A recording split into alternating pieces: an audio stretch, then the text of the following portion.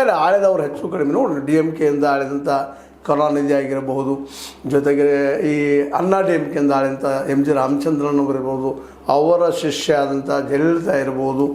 ಅದೇ ಕಾಲಕ್ಕೆ ಟ್ಯಾಲೆಂಟ್ ಅಂತ ಇವರ ಮಗ ಒಬ್ಬ ಬರಹಗಾರ, ಸಿನಿಮಾ ಚಿತ್ರಗಳಿಗೆ ಚಲನಚಿತ್ರ ಬರೀತಿರುವಂಥ ನಮ್ಮ ಕರುಣಾನಿಧಿಯವರ ಮಗ ನಮ್ಮ ಯಾರಪ್ಪ ಅಂತಂದರೆ ಇವರು ಸ್ಟ್ಯಾಲಿನ್ ಅವರು. ಅಲ್ಲೂ ಸಹಿತ ಸಿನಿಮಾ ಪ್ರಭಾವ ವಿಶೇಷವಾಗಿ ಕಂಡು ಬರ್ತಾಯಿದ್ರು. ಜೊತೆಗೆ ತಮಿಳತ್ವ ಭಾಳ ಅಲ್ಲೇ ಇದೆ, ತಮ್ಮ ರಾಷ್ಟ್ರೀಯತೆ, ತಮಿಳ ಒಂದು ರಾಷ್ಟ್ರ ಆಗಬೇಕು ಅನ್ನೋಂಥ ಕನಸ್ಕೊಂಡಂಥವ್ರು ಅವರು.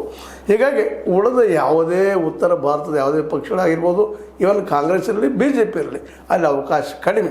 ಇಂಥ ಪ್ರಸಂಗದಲ್ಲಿ ಈ ಏನಪ್ಪ ಅಂದರೆ BJPನ ಹೊರಗಿಟ್ಟ ಗೆದ್ದ ಇವತ್ತು ವಿಜಯ್ ಅವರು ತಮ್ಮ ಒಂದು ಸೆಕ್ಯುಲರ್ ಅಂತಿರೋ, ಅದು ಪೆರಿಯಾರ್ ವಿಚಾರಧಾರ ಅಂತಿರೋ, ದ್ರಾವಿಡ ವಿಚಾರಧಾರೆ ಅಂತಿರೋ, ಅವುಗಳೆಲ್ಲ ಮೈಗೂಡಿಸ್ಕೊಂಡು ಇವತ್ತು ಸರ್ಕಾರ ರಚನೆ ಮಾಡಲಿಕ್ಕೆ ಹೊರಟಿದ್ದಾರೆ. ಆದರೆ ಅವ್ರ ಮುಂದೆ ತನ್ನದೇ ಒಂದು ಸವಾಲುಗಳಿದ್ದಾವೆ. ಯಾಕಂದ್ರೆ ಈಗಾಗಲೇ ಕೇಜ್ರಿವಾಲ್ರಾಗಿರ್ಬೋದು, ಮಮತಾ ಬ್ಯಾನರ್ಜಿ ಅವರಾಗಿರ್ಬೋದು, ಅದೇ ಕಾಲಕ್ಕೆ ಅಖಿಲೇಶ್ ಯಾದವ್ ಅಂಥವ್ರಾಗಿರ್ಬೋದು, ಮಾಯಾವತಿ ಅಂಥವ್ರಾಗಿರ್ಬೋದು, ಒಂದು ದೊಡ್ಡ ಎಕ್ಸಾಂಪಲ್ಸ್ ಇದ್ದಾರೆ. ಇವರೆಲ್ಲರೂ ನೋಡಿರಿ, ಮಾಯಾವತಿ ದೊಡ್ಡ ನಾಯಕಿ, ಮನಸ್ಸು ಮಾಡಿದ್ದಾರೆ ಸರಿಯಾಗಿ ಅವರು ತಮ್ಮ ರಾಜ್ಯದಲ್ಲೇ ನಿಜವಾಗಿಯೂ ಬಿದ್ದ ಸಮುದಾಯಕ್ಕೆ ಶಿಕ್ಷಣ ಮತ್ತು ಆರೋಗ್ಯ ಕೊಟ್ಟಿದ್ರೆ ಇವತ್ತು ಲೀಡರಾಗಿ ಉಳಿತಿದ್ರೇನೋ.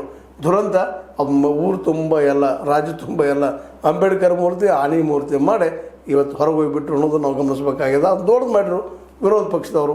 ಇನ್ನು ಅದೇ ಕಾಲಕ್ಕೆ ಮಮತಾ ಬ್ಯಾನರ್ಜಿ ಅವರು ಗೆದ್ದರು, 15 ವರ್ಷ ಆಳಿದರು, 15 ವರ್ಷ ಆಳಿದರು. ಆದರೆ 15 ವರ್ಷದಲ್ಲಿ ಯಾವುದೇ ಒಂದು ನೆನಪಿಡುವಂಥ ದೊಡ್ಡ ಕೆಲಸ ಅಲ್ಲಿ ಆಗಲಿಲ್ಲ ಅನ್ನೋದನ್ನು ಗಮನಿಸಬೇಕಾಗಿದೆ. ಯಾಕಂದ್ರೆ ಕನಿಷ್ಠರ ಒಂದು ಗುಂಡಾಗರ್ದಿ ಮಾಡೋಕ್ಕೆ ವಿರೋಧವಾಗಿ ಗೆದ್ದಂಥ ಹೆಣ್ಮಗಳು ನಂತರ ತಾನೂ ಒಂದು ಗುಂಡಾಗರ್ದಿ ವ್ಯವಸ್ಥೆ ಇಟ್ಕೊಂಡು ಬರೀ ಹೋರಾಟ, ಪ್ರತಿನಿಧಿಗಳು ಹೋರಾಟ ಮಾಡ್ತೀನಿ ಅಂತ ನಡೆದ ತನ್ನ ಸರ್ಕಾರದ ವಿರುದ್ಧ ತಾನು ಹೋರಾಟ ಮಾಡುವಂಥದ್ದು, ಕೇಂದ್ರ ಸರ್ಕಾರ ವಿರುದ್ಧ ಹೋರಾಟ ಮಾಡುವಂಥ ನಿರಂತರತೆಯಿಂದ ಬೇಸದ ಜನ ಅಲ್ಲಿ ಯಾವ ಪರಿಹಾರ ಆಗದೇ ಇದ್ದಾಗ, ಬಡತನ ಹೋಗದೇ ಇದ್ದಾಗ, ಅದೇ ಕಾಲಕ್ಕೆ ಬಡತನ ರೇಖೆ ಹಾಗೆ ಬೆಳೀತಾ ಇದ್ದಾಗ ಸಹಜವಾಗಿ ಇನ್ನೊಂದು ನೋಡ್ತಾ ಇದ್ದಾರೆ.